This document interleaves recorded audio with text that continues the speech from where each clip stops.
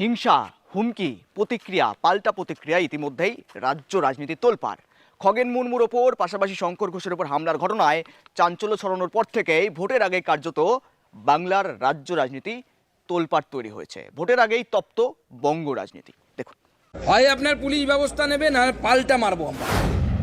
উত্তরবঙ্গে সেই ক্ষমতা বিজেপি রাখে যে পাল্টা মারতে পারি আমরা তৃণমূল কংগ্রেসকে। तो मैं खुद जाऊंगी, हम देखते हैं कितना उसका ऑडासिटी है। বদলা হবে রূপসহ বাংলা উসুল করবে।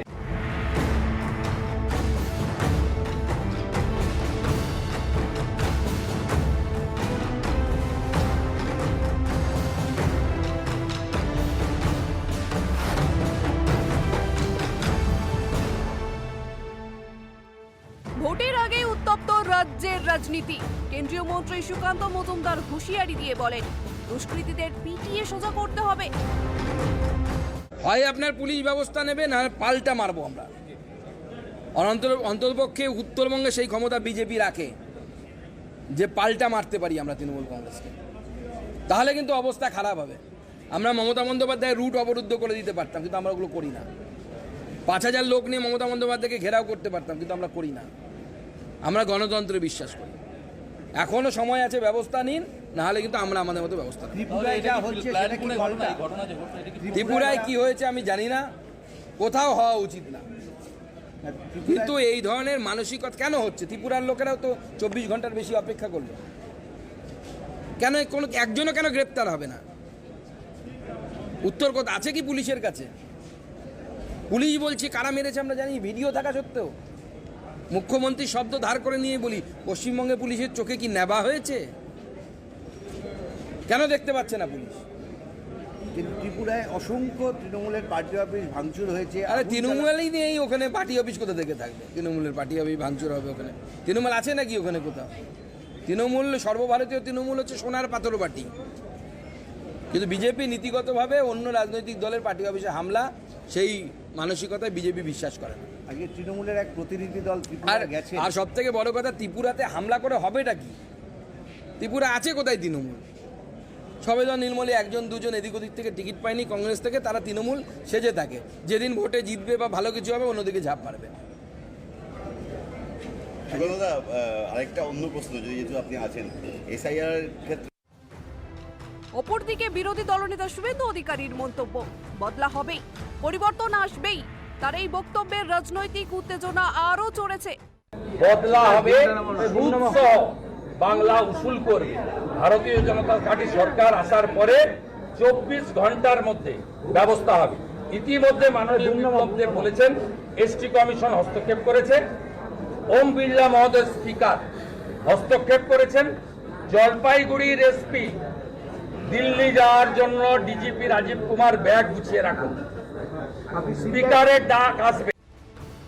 এদিকে ত্রিপুরায় তৃণমূলের প্রধান কার্যালয়ে চলল ভাঙচুর। ঘটনায় বিজেপির দিকে আঙুল তুলেছে তৃণমূল কংগ্রেস। দলের পক্ষ থেকে দাবি করা হয়েছে এই হামলা পরিকল্পিত এবং এর পেছনে শাসক দলের মদত রয়েছে।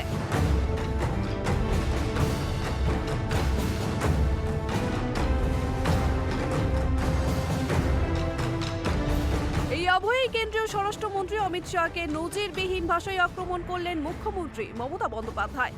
অভিযোগ, অমিত শাহ অ্যাক্টিং প্রধানমন্ত্রীর মতো কাজ করছেন। শুধু তাই নয়, এই প্রসঙ্গে প্রধানমন্ত্রী নরেন্দ্র মোদীকেও সতর্ক করে দেন মুখ্যমন্ত্রী। त्रिपुरा में आप देखा जो चल रहा है, फिर हमारा जो मिनिस्टर, हमारा एमपी, हमारा एससी मिनिस्टर एमपी, हमारा एसटी मिनिस्टर, हमारा एमएलए, हमारा लीडर लोगों ने ओनली 5 आदमी का एक टीम भेजा, तो उसको एयरपोर्ट में रोक दिया। Even paid taxi is not allowed, उसको भी बोल दिया मत जाओ। वो लोग बहुत देर इंतजार किया। उसका बाद मैं फ्लाइट में चढ़ने का पहले बता दिया कि तुम लोग पैदल में जाना शुरू करो। बाइक में भी जाने की कोशिश किया था, हमारा वर्कर बाइक ले आया था, लेकिन वो भी अलाउ नहीं किया। तो मैंने बोला पैदल में चलो, तो पैदल में जाना शुरू किया।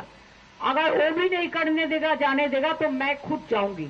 हम देखते हैं कितना उसका ऑडासिटी है। और लोकतंत्र का बात करते हैं।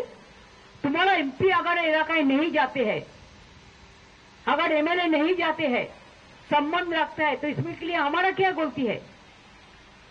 अगर कुछ गलती हुआ तो law will take its own course. लेकिन ये क्या बात है?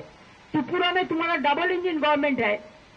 अभिषेक का गाड़ी भी पहले तोड़ा था, उसका गाड़ी में भी कितना पत्थर मारा था, तो अब तुम्हारा ज्ञान कहाँ था, एडवाइस कहाँ था?